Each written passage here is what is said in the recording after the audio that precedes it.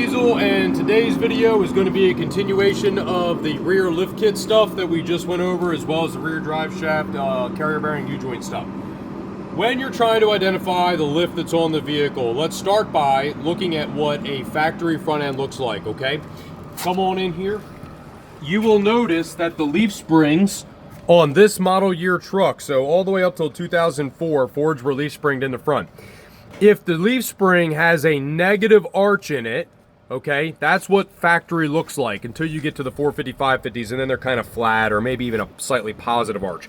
But either way, this is an F350 four-wheel drive dually, and this has got a negative arch in it, and if not, it's definitely flat, but it looks to me like it goes downhill right here.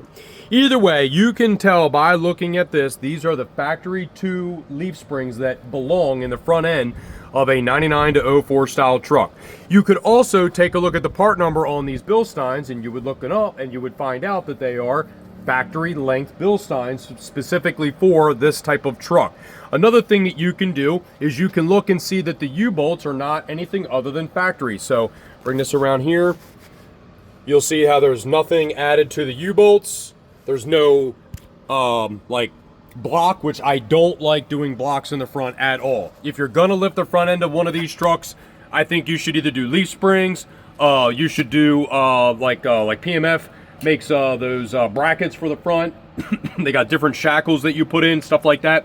Long story short, this is what a factory front end looks like from the side on a leaf spring Ford. Now pause that video for a second, and we're back. So in this particular case, we actually have stock leaf springs with a 6-inch drop bracket for the front and PMF's shackles in the back.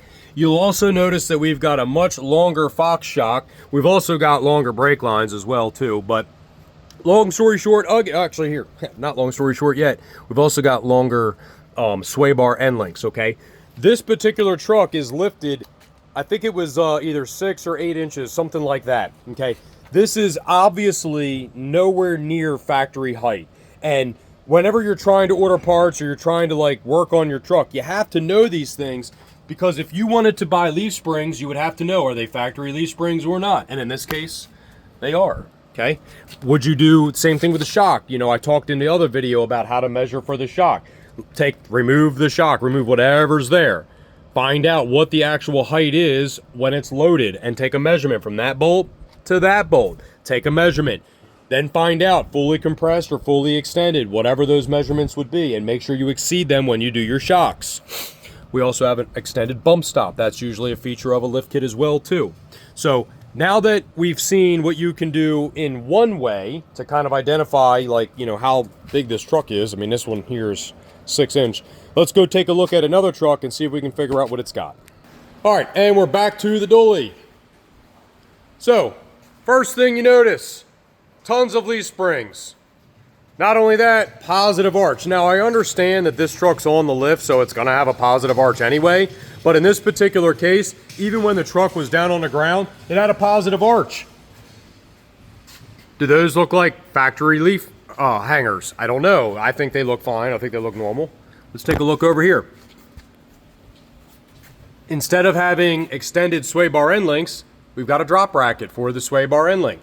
Now typically, lift kits don't do that until you exceed 4 inches or more. Now here's another thing. This truck does not have an adjustable track bar, but it definitely has a drop track bar bracket, and that thing is dropped on the lowest setting. So there's a setting for up there and a setting for down there, and factory would be somewhere up here. So this thing has got a significant drop track bar in it, okay? Let's take a look at the front here. Not only do we have that, but what else do we have? We have a giant drop pitman arm.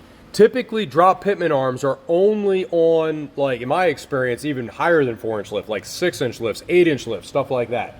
So when you are trying to figure out what lift is on this truck or what to do when you're, you know, trying to buy replacement parts for this, you have to kind of take in all of this information in order to figure that out. Like, you have to look at the leaf springs, you have to look at the shock length, you have to look at for the drop track bar bracket, you have to look for the drop pitman arm, you have to look for these things, you have to look for a drop bracket for the sway bar end links, because certain kits will come with certain components. And once you figure out what that is, it makes it easier to figure out what lift is on this truck.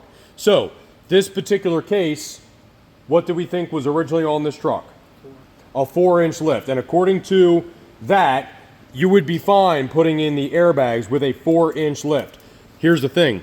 Let's go find out what lift is actually on this truck based on this leaf spring count, the drop track bar bracket, the drop sway bar end links, maybe even, let's take a look at the shocks. Sometimes they're labeled, in this case it's not. But if it was labeled, you could grab a part number off of the shock and you could find out what lift it's for. So that'll be all for today's video. We got to go figure out how much lift is actually on this truck, and then we're going to make adjustments based on that information in order to put the rear airbags on.